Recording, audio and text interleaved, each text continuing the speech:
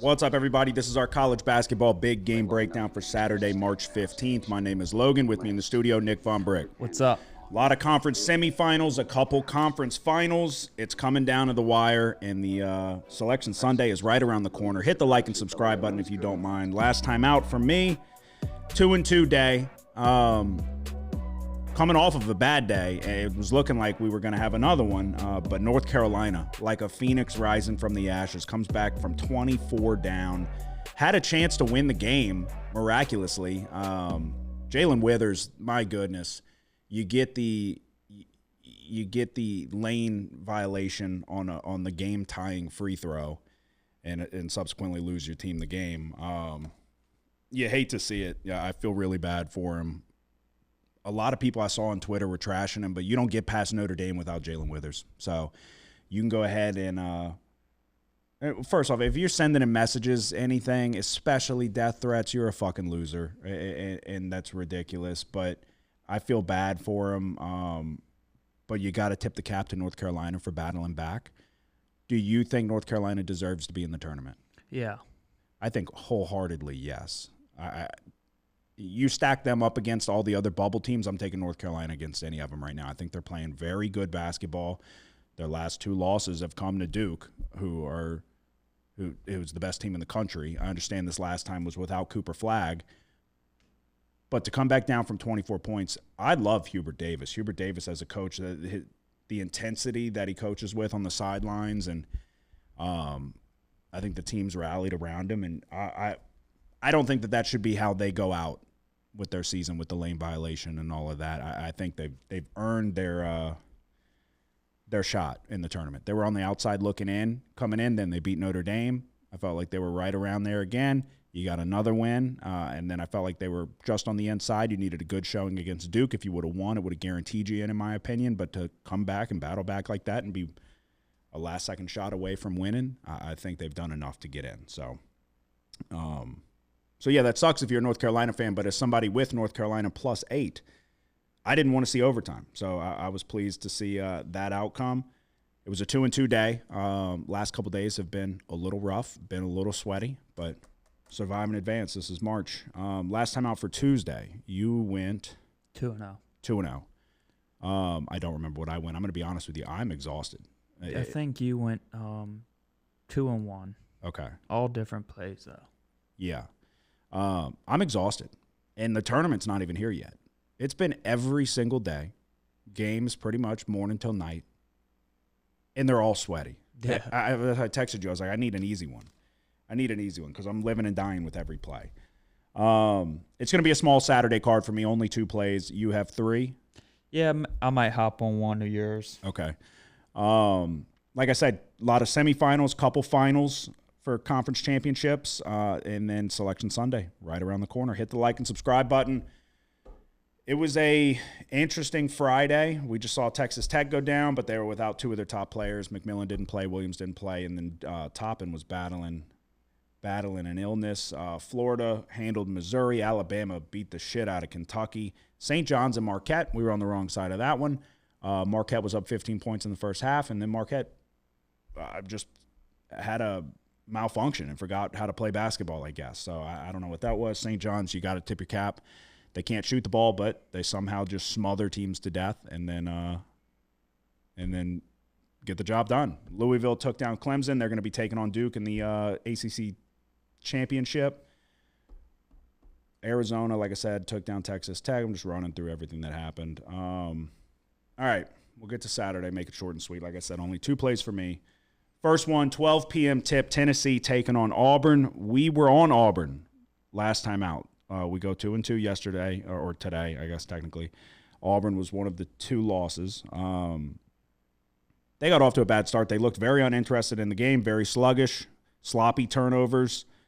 We were talking about it before we got going that the team that played, you see in a lot of cases, kind of has that advantage. Auburn needed to knock some of the rust off. I think they did. I think we're going to see them come out with a little bit more intensity, unless they really just don't want to be there. But if that was the case, you should have just went ahead and lost to Ole Miss. I don't think that Tennessee has the offensive production to win in March. I understand they just scored 83 points. Lanier was going off in the beginning. He finished with 23 points. Is he going to be able to do that again? I'm not going to bank on it, but Auburn has too many guys that shoot the ball too well. They're very solid on the defensive side of the ball, and then when things break down and you need a bucket, you throw it down low to Broome down low. So it's going to be a dogfight of a game. It's going to be probably a scrappy start. I think we see a close one to begin with, but then you're going to slowly see Auburn start to pull away and kind of put the squeeze on them. So hopefully it's a different outcome with what we saw with Ole Miss, because it looked like they were going to get the job done against Ole Miss there in the second half. They were up 8 or 9, and then just in critical spots, just lazy turnovers and allowed Ole Miss to kind of hang around. So there was a chance there where Auburn could have hit them with the knockout punch, and they just didn't do it. I think we're going to see more of a locked-in Auburn Tigers team here. So we will lay 4 points with Auburn. What is your first one going to be? 10 a.m. early game. Princeton at Yale. Yale 7.5-point favorites. They played twice. Yale won both times. 77-70 in the first matchup. In the second matchup, Yale killed them 84-57. Yale offensively, strength of their team, really good nationally. 57th in schedule-adjusted efficiency. Top 15 nationally in three-point percentage and top 30 in turnover rate. Princeton's perimeter defense ranks outside the top 300 nationally. The game that was close, 77-70 is the final score. Princeton forced Yale into 17 turnovers. Princeton also shot the ball from 3 42 times, an astronomical amount, hitting 33% of them. In the rematch, Yale protected the ball much better. Only 8 turnovers. Princeton shot the ball from 3 a lot again, 35. In the second game, though, they only hit 22.9% of them. I think Yale just outmatches them here. Princeton doesn't really have much to offer offensively if their defense isn't forcing turnovers. So we're going to take Yale minus 7.5. Okay. And so if you went 2-0 on Tuesday, what is 15-8. You're 15-8 overall, but you've got to be what, like 8 out of your last 9, 8-1? Yeah, I don't know. Something like that. My second and final one for Saturday. We've had like 4 plays at least each of the last few days. So this is a smaller card. It doesn't feel right, but it's what we're going to go with. We'll see about Sunday. And then with the tournament looming, for example, I was looking at the Houston number, but it's right at the number. I don't feel comfortable taking either side there. I wanted to lay it with Houston, but it's just a little too much. I was hoping for like a 4.5, 5, and we would have been all over it. But at 7.5, I think that's right where the number should be. So we're going to try to not force that one. I was looking at Michigan State minus 2.5, but same thing. I don't feel good enough about it. We're going to try to not force it. Second and final play, Alabama taking on Florida. Florida is 3.5-point favorites. Alabama, since losing to that first game against Auburn, and then they lost to Missouri and looked really rough. They've been playing good basketball since then. The 2 losses after that, they had a close loss on the road against Tennessee, a 3-point loss, and then they lost to Florida by 5. We were on the right side of that one. Florida beat them up, though, and won on the glass, and it was a sloppy game from Alabama. They turned right around. They went into Auburn, got the overtime victory, and now they just obliterated Kentucky. At 3.5 points, I think it's too many points for an Alabama team that's playing good right now. I think this is same thing. This is going to be a down-to-the-wire type of game. Not necessarily saying Alabama's going to win, but I think it's going to be a one-possession game. So we will take 3.5 points with Alabama as the second play of the day. Where are you going? The second Ivy League semifinal, we're going to go to Dartmouth versus Cornell. Cornell 5.5-point favorites. The first matchup, Cornell won 76-64. In the second matchup, Dartmouth got the best of them, 88-49. Cornell offensively really good, 64th nationally in schedule-adjusted efficiency, 28th nationally three-point field goal percentage, and second nationally in two-point field goal percentage. Dartmouth defensively, though I think defensively they can give them some problems here. In the rematch, they held them to 49 points. Cornell, 19th nationally in percentage of points coming from 3. Dartmouth has the 6th ranked perimeter defense nationally, and they're a top 15 rebounding team. Cornell, first game in the Ivy League tournament.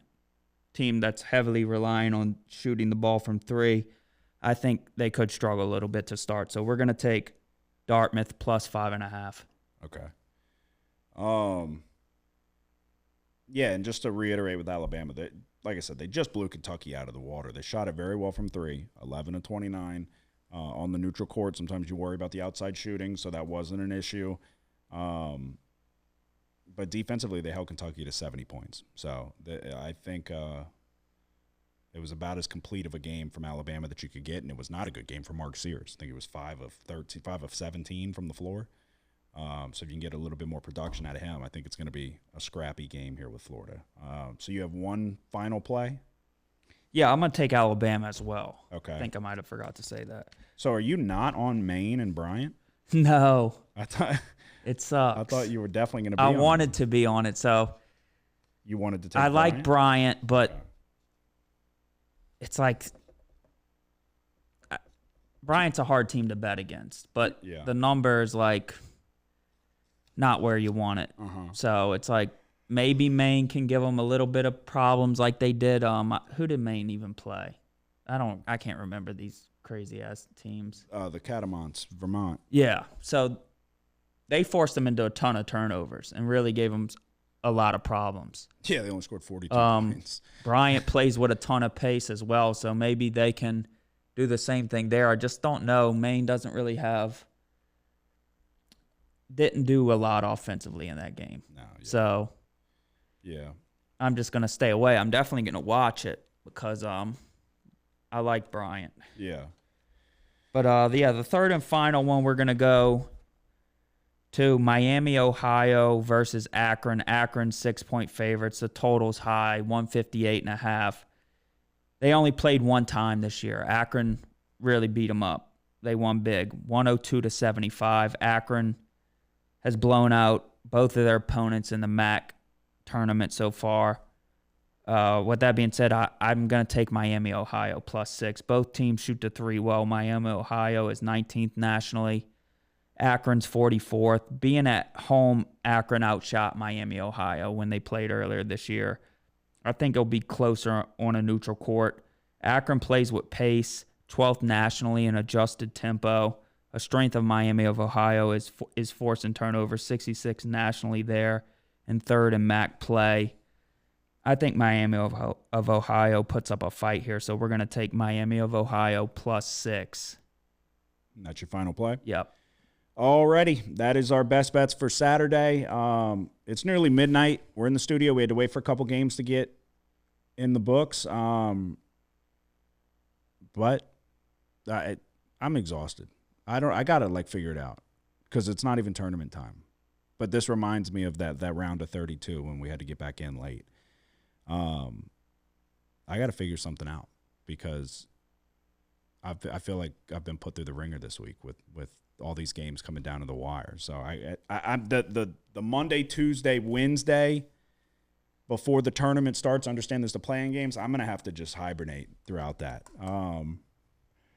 To recap, I'm gonna take Auburn -4 and Alabama +3.5. We're going both games in the SEC tournament. We're taking Yale -7.5, Dartmouth +5.5, Miami of Ohio +6, and Alabama +3.5. There you go. That is our best bets for Saturday. We will figure something out. If we like something for Sunday, we'll get back in and we'll give you our plays for that.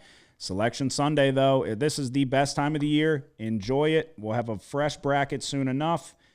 And then the madness begins officially. That is our best bets for Saturday. Hit the like and subscribe button. We will be back soon enough. Good luck.